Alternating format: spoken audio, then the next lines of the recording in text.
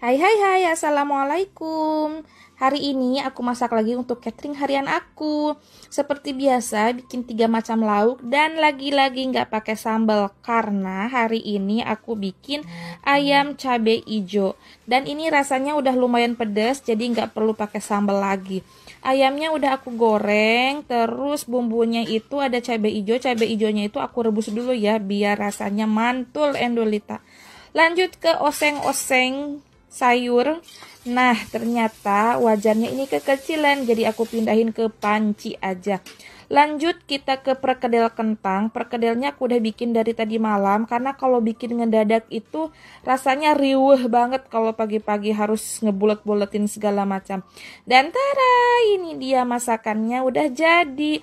Lanjut kita packing-packing ke rantangan. Dan kita susun karena kalau hari Jumat itu aku kirimnya agak lebih cepat supaya sebelum Jumatan para bapak-bapak udah bisa nikmatin makanan ini gitu. Terima kasih semuanya. Bye bye. Assalamualaikum.